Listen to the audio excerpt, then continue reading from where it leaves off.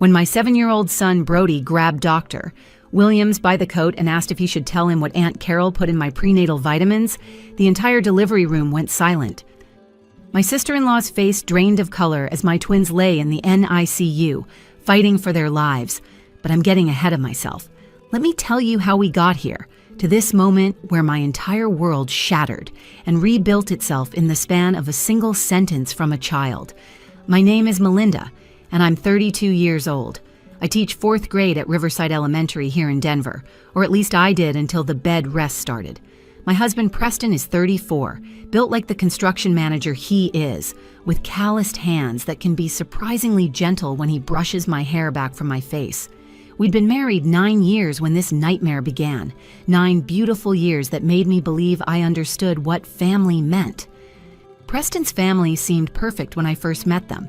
His mother Vivian was the type who had fresh cookies whenever you visited, though she'd always mention how her recipe was better than whatever you brought to potlucks. His father Rex rarely spoke, but smiled often, especially when watching Preston work on projects around their house. And then there was Carol, Preston's older sister, 38 and childless, who always seemed to be watching from the edges of family gatherings with eyes that I now realize held something darker than mere observation. Our son Brody had just turned 7 when I got pregnant with the twins. He's one of those kids who notices everything, absorbs every detail like a sponge. Preston jokes that Brody got his detective skills from watching too many mystery shows with his grandpa Rex, but I think he was just born with this to see through the masks people wear. He'd sit at the kitchen table doing his homework while I cooked dinner, occasionally looking up to ask questions like, "Why does Aunt Carol always touch your belly when you're not looking?" Questions I should have paid more attention to. The day I found out I was carrying twins was supposed to be one of the happiest of our lives. Preston had taken the afternoon off work, something he rarely did, to come to the ultrasound appointment. Brody was at school, but we'd promised to pick him up with the news. When the technician said 2 heartbeats, Preston actually gasped. His hand found mine and squeezed so tight I thought he might break my fingers, but I didn't care because I was squeezing back just as hard. "Twins run in my family," he'd said in wonder, staring at the screen where 2 tiny forms floated in their separate sacks. My grandmother was a twin, but I never thought we'd be lucky enough. Lucky. That word haunts me now. When we picked Brody up from school that day, we could barely contain ourselves. Preston was practically bouncing in the driver's seat, and I kept touching my still flat stomach, imagining it round with 2 babies. Brody climbed into his booster seat, took one look at our faces, and said, "Something good happened." Not a question, just his statement of observation. "2 babies, buddy," Preston said, watching him in the rearview mirror. "You're going to be a big brother to 2 babies." The joy on Brody's face was pure sunshine. 2? At the same time? Can I teach them both about dinosaurs? Will they sleep in the same crib? Can one be a boy and one be a girl? That would be perfect because then I could teach them different things. We laughed the whole way home, making plans, discussing names, imagining our family of 5. Preston called his parents to share the news, and within an hour, they were at our door with Carol in tow. Vivian had tears in her eyes as she hugged me, whispering, "Finally, more grandbabies," in my ear, like Brody wasn't enough, but I let it slide in the happiness of the moment. Carol stood by our fireplace, her hand resting on the mantel, watching as everyone celebrated. "Twins are high risk," she said, her voice cutting through the joy like a knife through warm butter. "You'll need to be very careful, Melinda. Very careful about everything you put in your body." "Of course," I said, though something in her tone made my skin prickle. "Dr. Williams already has me on prenatal vitamins and extra folic acid." "Store-bought vitamins," she said with a dismissive wave, "full of fillers and who knows what else. I have a friend who makes organic ones. Much better for the babies. I'll bring them by tomorrow." Preston wrapped his arm around me. "That's thoughtful, Carol, but Melinda's doctor prescribed specific ones. Doctors get kickbacks from pharmaceutical companies," Carol said, her lips pursing in that way that made her look so much like Vivian. "These are natural, pure. Wouldn't you want the best for your babies?" That was how it started, with an offer of help wrapped in criticism, tied with a bow of family obligation. Carol, who had never shown much interest in my first pregnancy with Brody, suddenly became my most devoted helper.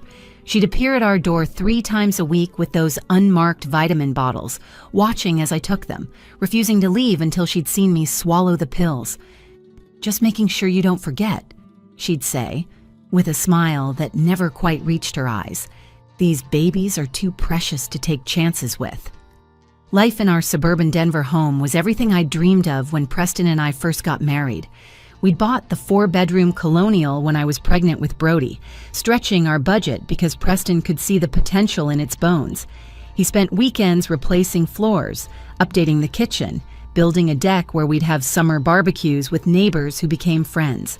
The backyard had a massive oak tree that Brody claimed as his fortress, and Preston had hung a tire swing from its thickest branch. Our morning routine was sacred to me. Preston would be up at 5:30, the coffee maker gurgling to life while he showered. I'd wake to the smell of dark roast and the sound of him humming off-key in the bathroom.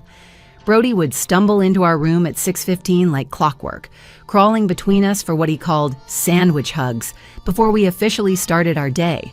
Those quiet moments with my boys on either side of me felt like armor against anything the world could throw at us. When the pregnancy test showed positive that March morning, I'd sat on the bathroom floor staring at it for so long that Preston knocked on the door asking if I'd fallen in.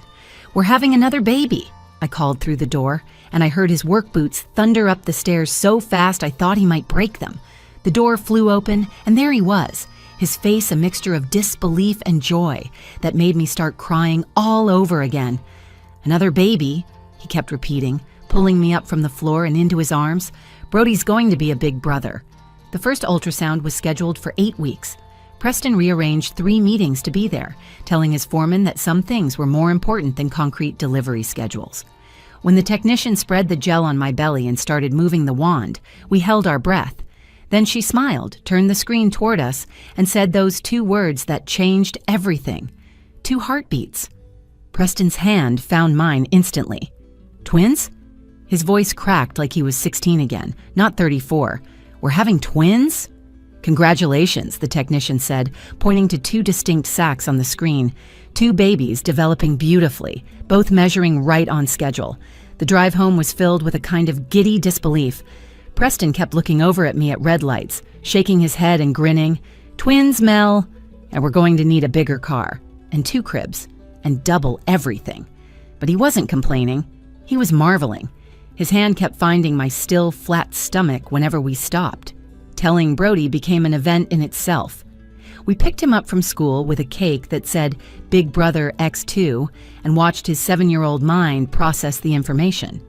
2 babies means I can teach one about T-Rex and one about velociraptors, he decided after careful consideration. This is way better than Jeremy's family. He only got 1 sister. That evening, Preston called his parents while I called mine in Portland. My mother cried happy tears over FaceTime, already planning her extended visit to help when the babies arrived. But it was Preston's family's reaction that set everything in motion, though I didn't see it at the time. Vivian arrived within the hour, carrying a casserole as if we'd experienced a death rather than announced new life. Rex followed behind her, quiet as always, offering Preston a congratulatory handshake that turned into a brief hug. Then Carol's car pulled into our driveway, and I watched from the window as she sat there for a full minute before getting out, her hands gripping the steering wheel. "Twins are so high risk," were her first words upon entering. Not congratulations, not happiness for her brother, just an immediate reminder of what could go wrong. Vivian nodded sagely. "She's right, you know. My cousin lost twins at 20 weeks. You'll need to be so careful, Melinda. No stress, no lifting, nothing that could harm those precious babies." "Mom, please," Preston said, but Carol interrupted. "I'm just being realistic. Multiples require extra nutrition, extra vitamins, extra everything. The regular prenatal vitamins doctors prescribe aren't nearly enough." She studied me with an intensity that made me want to step back. "I know someone who specializes in fertility and pregnancy nutrition. She makes custom vitamin blends, all organic, perfectly balanced for multiple pregnancies." "That's kind of you," I started, but she was already pulling out her phone. "I'll have them for you tomorrow." "It's the least I can do for my future niece and nephew." She paused. Or nephews, or nieces. Whatever they are, they deserve the best start possible. That night, as Preston and I lay in bed with his hand on my stomach, I should have listened to the tiny voice in my head that wondered why Carol, who had never shown interest in children, was suddenly so invested in mine.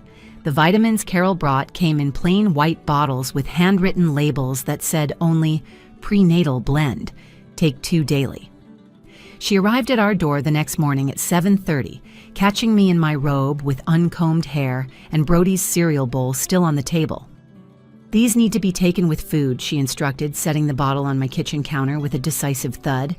2 pills every morning, no exceptions. My friend makes them in small batches, so they're absolutely fresh. I picked up the bottle, noting its weight. "Carol, this is really generous, but my doctor already has me on prenatals. I don't want to overdo anything." Her face tightened, and for a moment she looked exactly like Vivian when someone suggested her pot roast was dry. "Are you really going to trust mass-produced pills over something made specifically for carrying multiples?" "I researched this extensively, Melinda. These have extra folic acid, calcium, and minerals that twins will leach from your body." Preston walked in, adjusting his tie, caught the tension immediately. "Everything okay?" "I brought Melinda proper vitamins," Carol said, her tone suggesting I was being difficult. But apparently she prefers whatever generic brand her doctor is getting kickbacks to prescribe. "That's not what I said," I protested. But Preston was already trying to keep peace. "Carol went to a lot of trouble, Mel. Maybe just try them?" Looking back, I should have stood my ground. But I was 20 weeks pregnant, hormonal, and the last thing I wanted was family drama.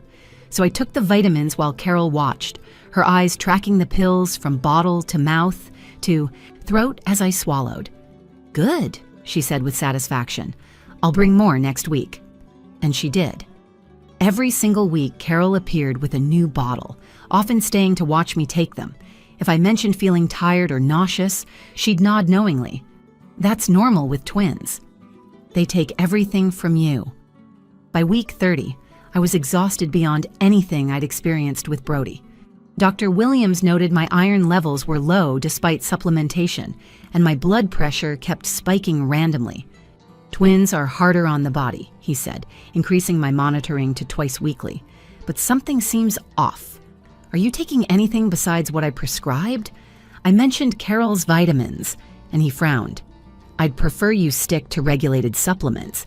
Can you bring them in for me to look at?" But when I told Carol I wanted to have them tested, she exploded. "Tested?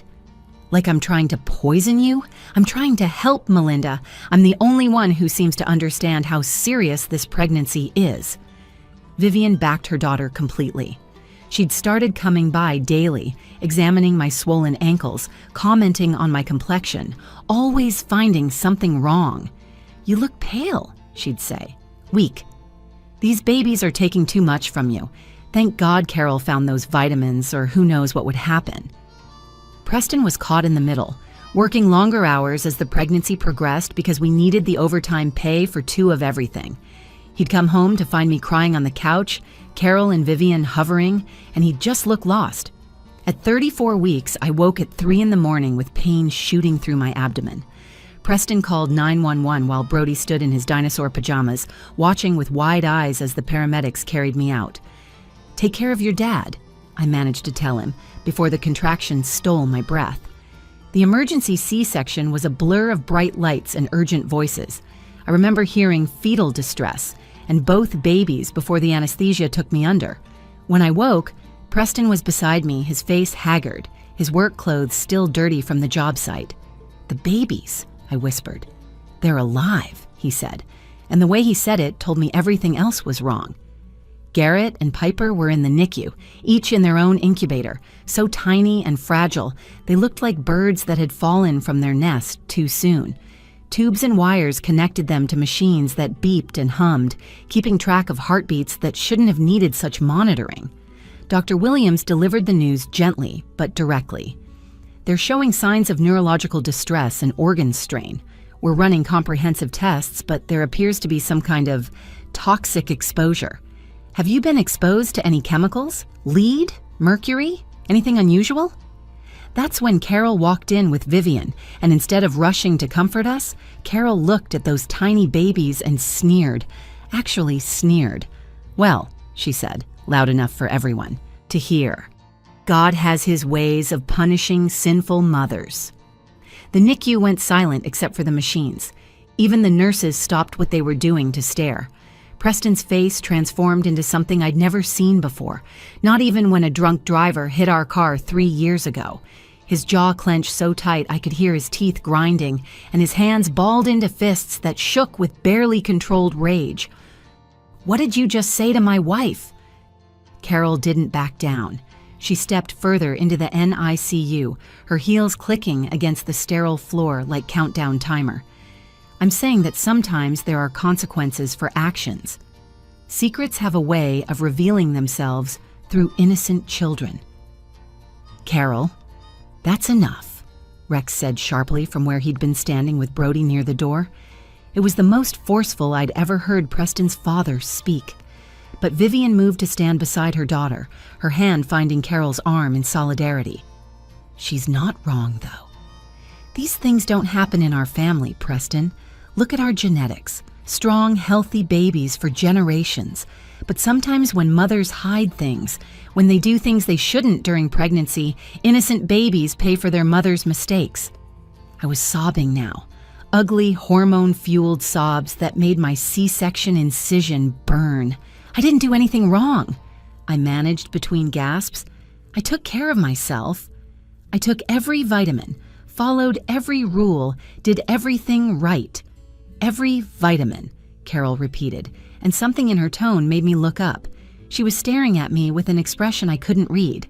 "Yes, you certainly did take every vitamin I brought you, didn't you?" A nurse approached, clearly uncomfortable. "I'm going to have to ask you to keep your voices down or take this conversation outside. This is a NICU." That's when Brody moved. My 7-year-old son, who'd been standing so quietly beside his grandfather that I'd almost forgotten he was there, walked with deliberate steps across the room. He passed his father, past his crying mother, past his condemning aunt and grandmother, and walked straight to Dr. Williams, who was reviewing charts at the nurses' station. Brody reached up and tugged on the doctor's white coat, not aggressively, but with the firm determination of a child who has something important to say. Dr. Williams looked down, and I saw his expression soften at the serious look on Brody's face. "Dr. Williams," Brody said, his voice clear and carrying in the sudden silence, "should I tell you what Aunt Carol put in the medicine?" The words hung in the air like suspended glass, ready to shatter. Carol's face went from smug to white in less than a second. Her mouth opened, closed, opened again like a fish, gasping for air. "What nonsense is this child saying?" she finally managed, but her voice had gone high and thin. Brody didn't look at her. He kept his eyes on Dr. Williams, who had knelt down to bring himself to Brody's eye level. "What medicine are you talking about, buddy?" the doctor asked gently. "The vitamins Aunt Carol gave Mommy?" "The ones in the white bottles. She put other stuff in them. I saw her in her kitchen. She had a different bottle and she was mixing something." Preston moved then, positioning himself between Carol and the exit. "Keep talking, son." Brody's small hands twisted the hem of his shirt, but his voice stayed steady. "It was last month when I went to Aunt Carol's house with Grandma Vivian. They were talking in the living room about boring stuff, so I went to find somewhere to play. I was playing hide and seek by myself, you know, seeing how many good hiding spots I could find for next time my cousins visit." He glanced at me, seeking permission to continue, and I nodded even though my heart was hammering against my ribs. I went into the kitchen and saw Aunt Carol's pantry door was open. It's big, bigger than ours, with lots of shelves. I thought it would be a good hiding spot, so I went in. I was behind the big flour containers when Aunt Carol came in. She didn't know I was there. Dr. Williams pulled out his phone, typing quickly. "What did you see her do, Brody?" "She had Mommy's vitamin bottle, the white one with the writing on it, and she had another container, a different one. It had a skull and crossbones on it, like the bottles under our sink that Mommy says never to touch. She was pouring powder from the skull bottle into Mommy's vitamins. She used a little funnel and she was very careful. Then she shook the vitamin bottle to mix it up." "You're lying," Carol hissed, but her voice was desperate now. Children make things up all the time. He's confused. Brody finally looked at his aunt. You said it would make the babies weak. I heard you talking on the phone when you were shaking the bottle. You said, this will show her she's not so perfect. Doctor. William stood up slowly, his phone already at his ear. Security to NICU immediately, and get the police here now. He turned to me with an urgency I'd never seen from him before. Do you still have any of those vitamins? In my hospital bag, I whispered, pointing to the floral tote in the corner. I brought them because Carol said I should keep taking them even after delivery. For breastfeeding. A security guard appeared within seconds, blocking the exit as doctor. Williams retrieved the bottle from my bag, holding it carefully with a tissue. Carol made a movement toward him, but Preston stepped forward and she froze. You don't actually believe this ridiculous story, Carol said, but her confident facade was cracking. I was helping. Those vitamins cost me a fortune. They were specially made. Then you won't mind if we test them, Dr. Williams said. He was already barking orders to nurses. Get a rush tox screen on both babies specifically for heavy metals, lead, mercury, arsenic, everything, and get this bottle to the lab immediately. Vivian had gone silent, staring at her daughter with growing horror. Carol, what did you do? Nothing. I helped her. I gave her the best vitamins money could buy. But Carol's voice was shrill now, desperate. 2 police officers arrived, and Dr. Williams briefed them quickly. One took the vitamin bottle as evidence, while the other began questioning Brody gently, away from Carol but where I could still see him. Preston never moved from his position blocking his sister's exit. Mrs. Morrison, the officer addressed me, will need to search your home for any remaining vitamins and will need permission to search Ms. Carol Morrison's residence. You need a warrant for that, Carol snapped. We'll get one, the officer replied calmly. Or you can cooperate now and explain why a 7-year-old would make up such a specific story. The lab results came back in 2 hours, though they felt like 2 years. Dr. Williams returned with several other doctors and a grim expression. The vitamins contain lead acetate at dangerous levels. It's sweet tasting, which would mask any unusual flavor, and it's been building up in your system for months. Lead? Preston's voice was hollow. She poisoned my wife with lead? The accumulation in the twin systems indicates prolonged exposure through the placental barrier, another doctor explained. This wasn't accidental contamination. These levels suggest deliberate, measured doses designed to cause maximum fetal damage while keeping the mother functional. Carol tried to run then, actually shoved past the security guard, but Preston caught her arm. You're not going anywhere. The police arrested her immediately, but the real revelation came 3 hours later when they searched her house. The detective returned to the hospital with an evidence bag and a disgusted expression. We found everything, he told us. Lead acetate ordered online under a fake name, shipped to a P.O. box, empty vitamin bottles from your actual pharmacy that she'd apparently been intercepting, a journal documenting her plan, and a laptop with searches dating back 8 months about substances that cause birth defects. He handed Preston a photocopy of one journal page, and I watched my husband's face crumble as he read his sister's words aloud. Melinda doesn't deserve perfect children when I can't have any. Preston chose wrong. He should have married someone from our circle, someone who understood that some women are meant to be mothers and others aren't. If her babies are damaged, maybe he'll finally see the truth. Maybe he'll leave her and find someone worthy of the Morrison name, someone who won't flaunt her fertility in front of those of us who God deemed unfit for motherhood. Vivian collapsed into Rex's arms. My daughter did this? My Carol? The detective continued. She started with small amounts after your first trimester, gradually increasing the dose.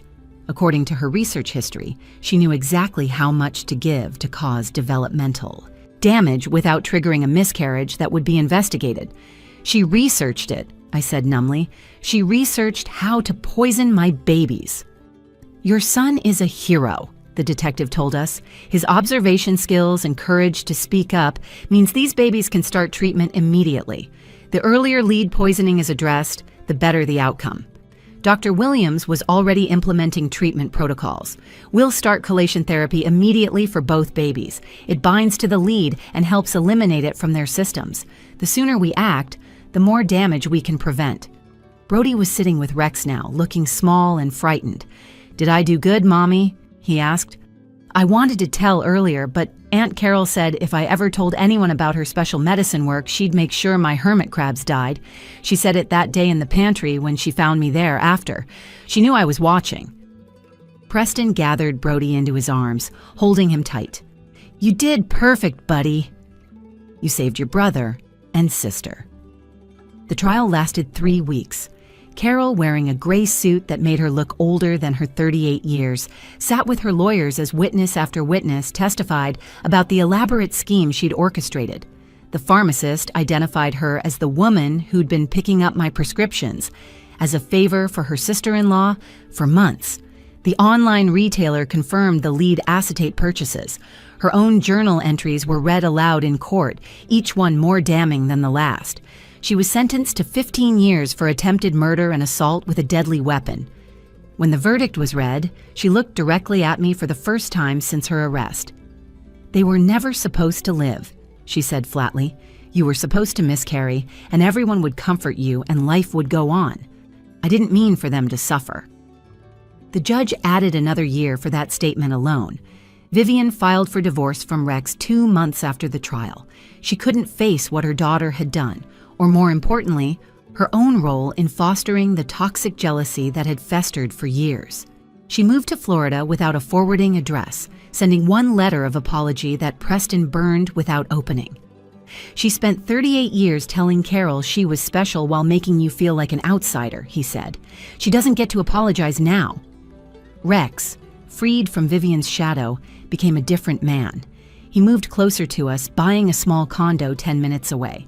He comes over every Wednesday to work with the twins on their therapy exercises, his patience endless as he helps Garrett with his sensory activities or guides Piper through her motor skills practice.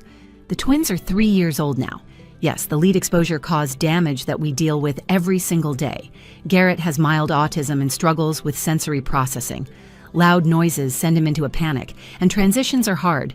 But he's also brilliant with numbers, can name every dinosaur Brody teaches him, and gives the tightest, most genuine hugs I've ever received.